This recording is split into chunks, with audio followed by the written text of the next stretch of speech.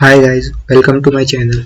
और आज मैं इस वीडियो में आपसे कुछ एट्रीब्यूट्स है ना जो लीडरशिप के यानी कि कुछ क्वालिटीज जो एक लीडर में होनी ही चाहिए, तो उनके बारे में डिस्कस करने वाला हूँ आज आपके साथ। मैं इस वीडियो की शुरुआत करता हूँ। तो पहली जो क्वालिटी है जो कि हर लीडर में होनी ही चाहिए वो है फुल कॉन्फिडेंस।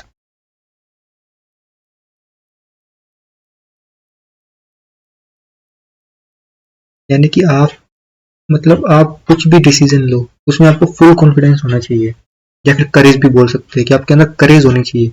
क्योंकि कोई भी अगर इंटेलिजेंट फॉलोवर है ना आपका, तो किसी फुल कॉन्फिडेंस वाले लीडर के पास ही जाएगा। वो किसी भी ऐसे लीडर के पास नहीं जाएगा जिसका कॉन्फिडेंस लो हो या उसका खुद का सेल्फ एस्टीम ही लो हो। तो सबसे पहला होता है फुल कॉन्फिडेंस। आपको खुद पे कॉन्फिडेंस होना चाहिए कि मैं कर सकता हूँ, तभी आपको कुछ फॉलोवर होंगे। मैं सेकंड की बात करूँ तो वो है सेल्फ कंट्रोल।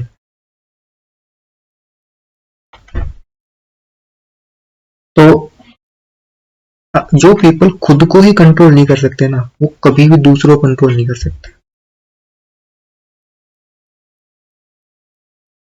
क्योंकि अगर आप खुद को ही कंट्रोल नहीं कर रहे तो आप कंपनी को क्या कंट्रोल करोगे।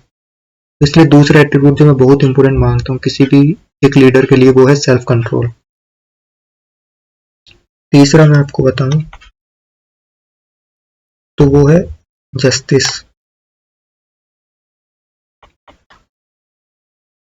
यानी कि आपके पास एक सेंस होनी चाहिए फेयरनेस और जस्टिस की। क्योंकि एक लीडर कभी भी जस्टिस किए बिना है ना अपने फॉलोवर की नज़रों में अपनी इज्जत कभी नहीं बढ़ा सकता। यानी कि अगर आपको अपने फॉलोअर्स की नज़रों में खुद की इज्जत बढ़ानी है ना, तो आपको हमेशा जस्टिस करना होगा उनके साथ। ऐसा नहीं होगा कि आप उनको कम पे कर रहे हैं तो वो भी इनजस्टिस हो गया। आप उनको उनकी एक्सपर्टीज के हिसाब से ही पे करना होगा, तो भी वो जस्टिस माना जाएगा। या फिर आप किसी एक के साथ भेदभाव कर रहे हैं तो वो भी इनजस्टिस हो गया। तो आपको हमेशा जस्टिस करना है किसी के साथ भी। फिर फोर्थ जो मैं मानता हूँ वो है डेफिटनेस डेफिनाइटनेस सॉरी ऑफ डिसीजन। यानी कि आपको हमेशा आपने जो भी डिसीजन लिया है ना उसके अंदर आपको एक कॉन्फिडेंस रखना चाहिए। यानी कि आपको हमेशा श्योर होना चाहिए कि आपका डिसीजन वर्क करेगा ही। क्योंकि अगर आपको खुद के डिसीजन में ही कभी अगर डाउट होगा तो आप कभी दूसरों को लीड नहीं कर पाओगे ठीक से। तो आपको हमेशा खुद के डिसीजन के अंदर ही आपको कॉन्फिडेंस रखना है। या फिर हम उसको ये बोल सकते हैं कि एक वो रखना है आपको अपने, हाँ, कॉन्फिडेंस ही रखना है। फिर मैं पांचवी की अगर बात करूं तो पांचवा है डेफिनेटनेस ऑफ प्लान।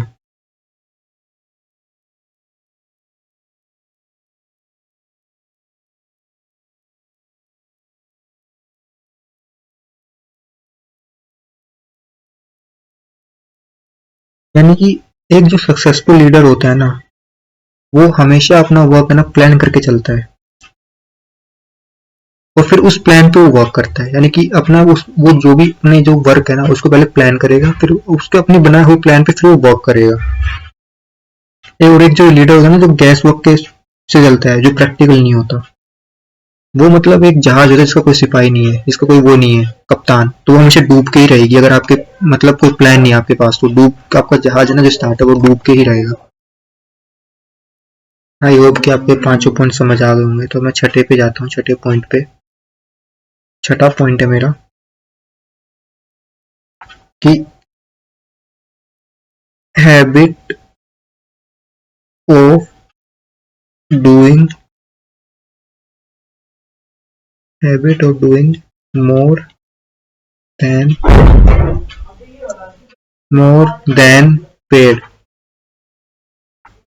यानी कि आपको हमेशा आपको जो मिल रहा है ना उससे वो ज्यादा ही काम करना। आप ऐसे नहीं कर सकते। आप जैसे एक एम्प्लॉय होता है ना, वो क्या करता है कि उसको जितना पैसे मिल रहे हैं ना उतना ही काम करेगा। लेकिन आप एक लीडर हो तो आपको हमेशा आपको जो मिल रहा है ना उससे आपको ज्यादा ही काम करना है, तभी आप एक लीडर माने जाओगे। इस सातवें पॉइंट पे आता हूँ मैं। तो सातवां पॉइंट है प्लीजिंग पर्सनैलिटी, यानी कि कभी भी एक जो केयरलेस पर्सन है ना, वो कभी भी एक सक्सेसफुल लीडर नहीं बन सकता। क्योंकि लीडरशिप है ना, लीडरशिप तभी आई जब आपको इज्जत मिले। और अगर एक फॉलोअर ही अपने अगर लीडर की इज्जत नहीं कर सकता ना, कि जिसके मतलब जिसकी प्लीजिंग पर्सनालिटी नहीं होगी ना, तो एक फॉलोअर है ना कभी भी अपने लीडर की इज्जत नहीं करेगा। तो आपको जो भी प्लीजिंग फैक्टर ना अपनी पर्सनैलिटी के, किसी भी पर्सनैलिटी के, वो आपको हमेशा अच्छे स्कोर करने होंगे। यानी कि आपको हमेशा, वो बोलते हैं ना, पीपल प्लीजेंट पर्सन होता है, वो रहना होगा आपको। यानी कि आपको हमेशा एक पर्सन को प्लीज ही करना होगा, तभी वो आपकी रिस्पेक्ट करेगा। फिर अगर मैं 8वें पॉइंट की बात करूं,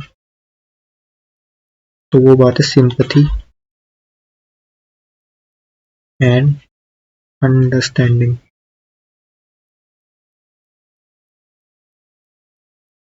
यानी कि जो सक्सेसफुल लीडर होते हैं ना, जो भी, वो हमेशा ना अपने फॉलोअर्स की तरफ सिंपैथी दिखाते हैं। ऐसा नहीं है कि कोई मेरा फॉलोअर बीमार है मैं उसको डांट रहा हूँ, नहीं नहीं तुम्हें आने पड़ेगा, उसकी तरफ सिंपैथी दिखाऊंगा तभी वो मेरी रिस्पेक्ट करेगा। और वो है ना अपने फॉलोअर की हर प्रॉब्लम को समझते हैं। ऐसा नहीं है कि बस आपको काम ही करवाना है अपने फॉलोअर्स से, आपको हमेशा अपने फॉलोअर्स की प्रॉब्लम भी समझनी है, तभी वो आपको फॉलो करेंगे, नहीं तो किसी और के पीछे चले जाएंगे फॉलो करने। 9th में आता हूँ मैं, वो है मास्टरी ऑफ डिटेल्स।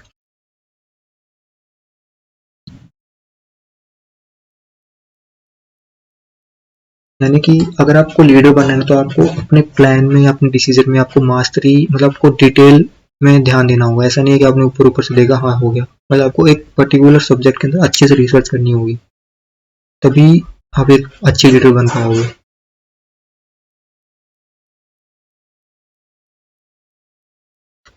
दसवां है टेक फुल रेस्पॉन्सिबिलिटी। जैसे आपको मैं एग्जाम्पल देता हूँ, एक एम्प्लॉई है, मतलब एम्प्लॉय की गलती है ना, क्या करता है वो किसी दूसरे एम्प्लॉय पे डालता है, एक दूसरे से गलती होगी तो तीसरे पे डालेगा कि उसकी वजह से गलती होगी, मेरे उसकी वजह से मेरा काम लेट होगा। लेकिन लीडर क्या करता है ना, वो ना हमेशा, मतलब उसके अगर फॉलोअर्स की भी कोई गलती होती है ना, तो खुद की गलती मानते हैं कि हाँ भाई मेरी टीम से गलती हुई है। एक लीडर की ये है निशानी है। ऐसा नहीं है कि वो किसी उस फॉलोअर को बोलेगा भाई तूने गलती करी तू ही संभाल, खुद की गलती मानेगा। यानी कि अगर कोई फॉलोअर को मिस्टेक करता है ना, तो एक लीडर ही फेल होता है, उसका ये मानना होगा। अगर मैं 11वीं पे आऊँ, तो है वो कॉरपोरेशन। कॉरपोरेशन यानी कि एक सक्सेसफुल लीडर ना always understand and apply the principle of cooperative effort and be able to induce the follower to do the same। यानी कि एक लीडर ना हमेशा अपने फुल एफर्ट दिखाएगा और अपने फॉलोअर्स को भी यही बोलेगा कि अपने फुल एफर्ट दिखाओ। क्योंकि leadership calls for power and power calls for corporation. क्योंकि लीडरशिप पावर के साथ आती है, पावर के लिए आपको बंदे चाहिए, यानी पावर के लिए आपको कॉर्पोरेशन चाहिए लोगों। तो ये हमारे 11 पॉइंट्स हैं टोटल। टोटल अपने हमारे 11 पॉइंट है जो किसी भी एक इंसान को लीडर बनने के लिए बहुत जरूरी होते हैं। और आखिर में आपको एक बात कहना चाहूंगा कि quitter never wins but a winner never, and a winner never quits. यानी कि मैं आपको एक अच्छी बात बताना चाहूंगा कि ए क्विटर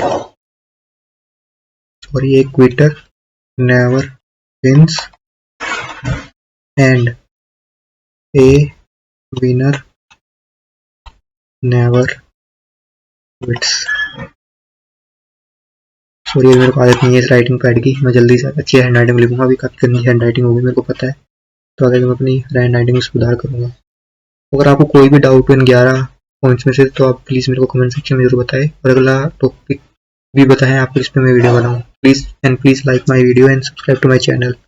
और हाँ, मैंने ये सारे पॉइंट्स, एक बुक है think and grow rich by Napoleon Hill, think and grow rich by Napoleon Hill, तो आप उस बुक को पढ़िए, उसमें इस पूरे पॉइंट्स की सारी अच्छी से डेफिनेशन दी हुई है। तो इसी के साथ मैं वीडियो का एंड करता हूँ। Thank you guys, bye.